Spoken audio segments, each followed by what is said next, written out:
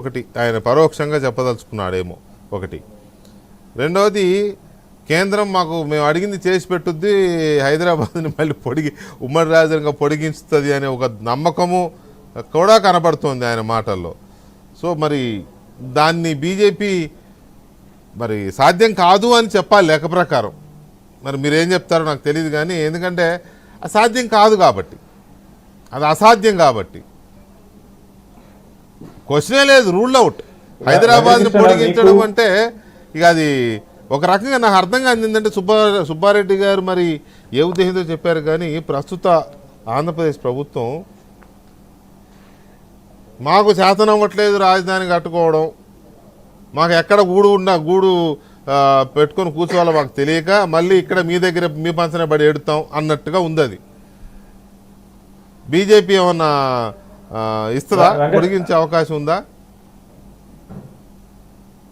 వెంకటకృష్ణ, మీకు ప్యానెల్ పెద్దలందరికీ నమస్కారాలు. ఏబిఎన్ ద్వారా ఆంధ్రప్రదేశ్ ప్రజలకి భారతీయ జనతా పార్టీ అధికార ప్రతినిధిగా నేను తెలియజేస్తున్నాను.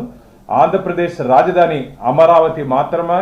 అమరావతి ఒకటే రాజధాని, ఒకే రాజధాని. అమరావతి ఒకటే రాజధాని, ఒకే రాజధాని. ఏందన్నా 1327లో మొహమ్మద్ బిన్ తుగ్లక్ అని ఉండేవాడంట. మొహమ్మద్ బిన్ తుగ్లక్ ఢిల్లీ నుంచి క్యాపిటల్ని దౌలాబాద్కి, అంటే ఇప్పుడు వచ్చి దేవగిరి అంటారు, దాన్ని మార్చాడు. మళ్ళా అనిచట్ట మార్చాడు.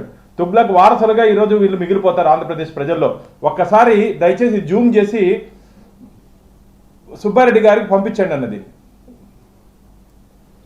ఏమనుకోవద్దండి ఒక్కసారి దీన్ని.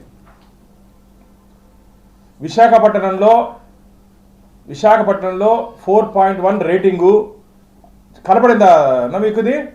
లేదు, అది ఫోను వైట్ ఇదైపోతుంది. మీరు చెప్పండి.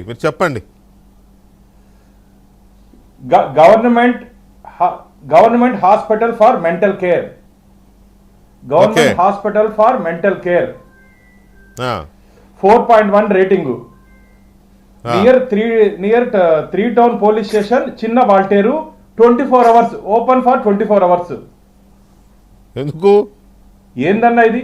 పిచ్చి పనులుగా కాకుండా పిచ్చి మాటలు మాట్లాడుతున్నారు. తమాషా అనుకుంటున్నారా? ఒక రాజధానిని మీ ఇష్టం వచ్చినట్టు మార్చేదానికి, మీ ఇష్టం వచ్చిన దానికి ఎక్స్టెండ్ చేసుకునేదానికి అసలు మీరు రాజకీయ పరిజ్ఞానం ఉందా అని అడుగుతున్నా. అసలు ఏ ఉద్దేశంతో మాట్లాడతారు మీరు? ఇదేనా పద్ధత చెప్పండి? అమరావతి రాజధానికి కేంద్ర ప్రభుత్వం నరేంద్ర మోడీ గారు శంకుస్థాపన చేశారు. దాదాపు 2,500 కోట్ల రూపాయలు కేంద్ర ప్రభుత్వం ఇచ్చింది. అప్పుడున్నటి ముఖ్యమంత్రి గారు దాదాపు 7,000 కోట్లు 10,000 కోట్లు ప్రజాధనాన్ని అక్కడ ఖర్చు పెట్టిన తర్వాత, ఈయన ముఖ్యమంత్రి అయిన తర్వాత కేవలం ఒక కులం మీద ద్వేషంతో, నేను మళ్ళీ అంటే సారీనా మాట్లాడకూడదు కానీ, ఒక కులం మీద ద్వేషంతో, ఒక వ్యక్తి మీద ద్వేషంతో రాజధాని మారుస్తారా? అంటే అడిగేవాడు లేదనుకుంటున్నారా? ఇది మంచి పద్ధతి కాదు.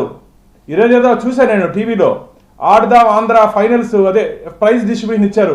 ఫుట్బాల్ ఆడుకుంటారు మిమ్మల్ని, ఫుట్బాల్ ఆడుకుంటారు. ఆంధ్రప్రదేశ్ ప్రజలు ఫుట్బాల్ ఆడుకుంటారు మిమ్మల్ని. మీ ఇష్టం వచ్చినట్టు మాట్లాడుతూ అసలు ఫైనల్ అసలు ఆడదాం ఆంధ్ర ఎన్నికల రోజు ఉంటుందేమో, పోలింగ్ రోజు. అదే చెప్తున్నా కదా, ఫుట్బాల్ ఆడతారు అంటున్నా. ఫుట్బాల్ ఆడతారు, ఇది మంచిది కాదు. ఏం తమా చేస్తున్నారా? రాజధాని లేని రాజధాని లేని రాష్ట్రంగా ఆంధ్రప్రదేశ్ మిగిలిపోయింది ఈరోజు. ఎంత దురదృష్టం అంటే ఈరోజు అక్కడ దాదాపు రైతన్నలు 34,000 ఎకరాలు బంగారు పంటని ఎవరన్నా రైతులు ఇస్తారన్న చెప్పండి?